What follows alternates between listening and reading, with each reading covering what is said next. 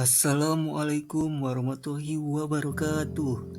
Halo, perkenalkan saya Juanda Prawida dengan NIM 2306733065 dari kelas 002 PPG Prajab Gelombang 2 tahun 2023. Di sini saya akan memaparkan hasil tugas mengenai digital storytelling, yang dimana tugas digital storytelling ini sebagai aksi nyata topik 5 mengenai pengembangan literasi diri.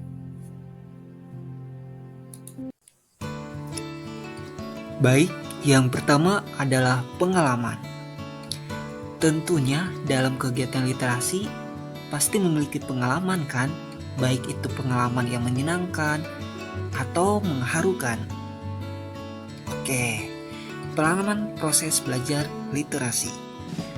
Pengalaman menyenangkan dalam proses belajar literasi adalah ketika saya menjadi bagian dalam proses membudayakan literasi, seperti membantu kegiatan literasi di dalam kelas maupun di luar kelas, dan membuat media untuk berliterasi.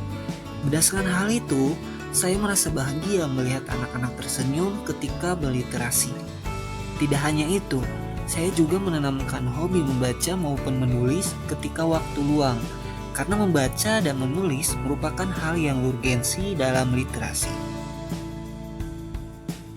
Pemahaman baru.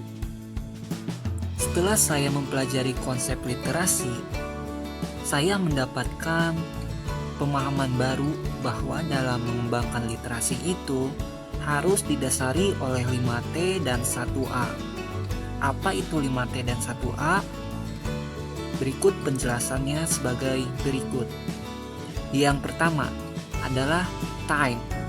Time ini artinya sebelum kita melakukan kegiatan literasi, kita harus menentukan waktunya sampai kapan, agar kegiatan literasi itu dapat berjalan dengan kondusif dan efektif. Kedua, task. Task ini artinya kita harus menyesuaikan dengan minat dan kebutuhan siswa agar yang telah kita rancang dalam kegiatan literasi itu sudah sesuai dengan karakteristik siswa serta pemahaman siswa. Ketiga adalah TOL. TOL ini adalah artinya kita tentunya dalam kegiatan literasi atau pengembangan harus ada pembelajaran yang harus melibatkan lisan agar kedua arah dapat efektif. Maksud dari kedua arah itu adalah guru dan siswa.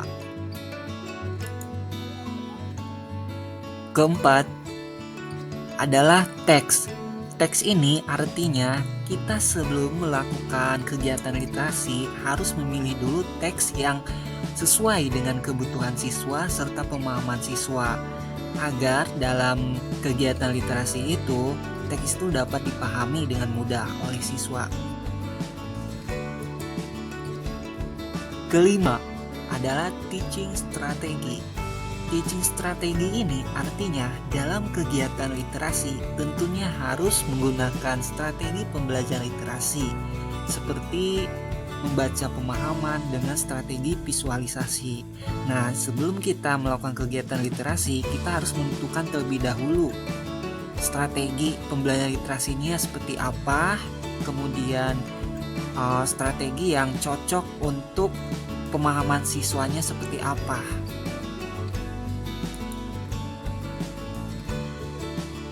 Dan yang terakhir, poin 1A adalah assessment. Assessment ini adalah tahap terakhir dalam kegiatan literasi atau tahap melakukan kegiatan literasi, yaitu penilaian atau evaluasi, yang dimana dalam kegiatan literasi yang sudah dilakukan ini akan memunculkan hasil assessment yang dapat menentukan bahwa siswa itu sudah tercapai atau belum dalam kegiatan literasi. Harapan. Sebagai calon guru, hal apa yang paling ingin saya lakukan untuk berkontribusi dalam membudayakan literasi di lingkungan saya? Tentu saya akan melakukan literasi dalam hal membuat buku berupa cerpen, puisi, bahkan memoir, dan lain-lain dalam komunitas menulis siswa di sekolah dasar, yang dimana dalam buku tersebut adalah hasil karya dari siswa-siswa tersebut atau yang lebih dikenal sebagai antologi.